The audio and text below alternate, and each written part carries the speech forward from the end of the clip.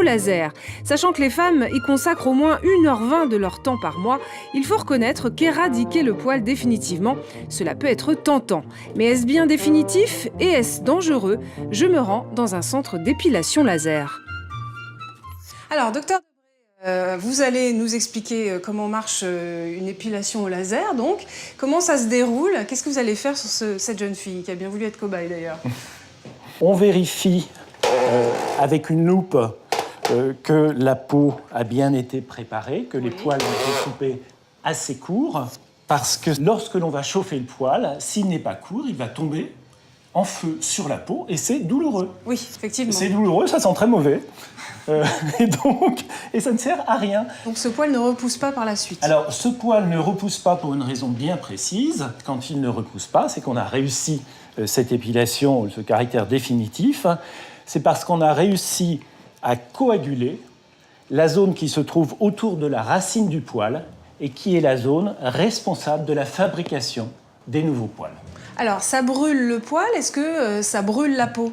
Ça peut brûler la peau.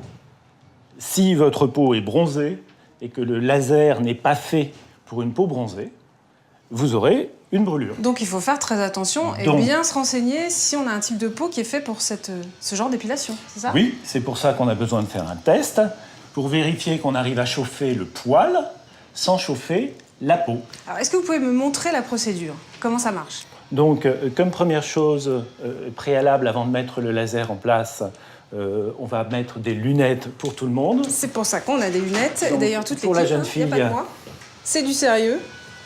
Je mets en marche l'appareil qui produit le froid et j'attends environ 1 minute que la température de l'air froid qui arrive soit suffisamment basse. C'est froid là? Oui. Ah, elle doit être à moins d'28 degrés. C'est pour insensibiliser, c'est pourquoi? C'est pour refroidir la peau, pour protéger la peau. Ça réduit la douleur. Bon. Courage, mademoiselle. Ça va? Ça va. Ça va.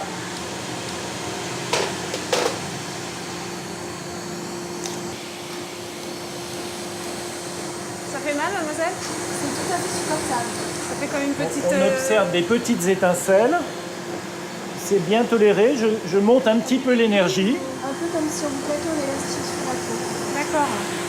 Ça sent le brûler. Bah, j'ai l'impression qu'il y a plus de poils que tout à l'heure. Oui, ils ont été expulsés de leur logement.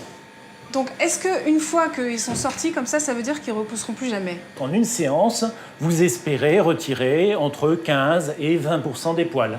Donc, il faut revenir plusieurs fois? Il faut revenir plusieurs fois, à intervalle maximum de 3 mois, pendant une durée de 12 à 18 mois. Si on vient pendant 12 à 18 mois, vous pouvez garantir que ça ne repousse pas ou c'est pas le cas? Alors non, on ne peut pas garantir que ça ne repousse pas. On a d'excellents résultats à partir de 30-35 ans, où là, on peut espérer retirer 95-98% des poils. Les contre-indications, il faut peut-être les rappeler. Le bronzage, la prise de certains médicaments, l'existence de grains de beauté pathologiques ou simplement suspects, et des contre-indications relatives, comme la grossesse. Est-ce qu'il y a un type de poil sur lequel ça ne marche pas? Oui.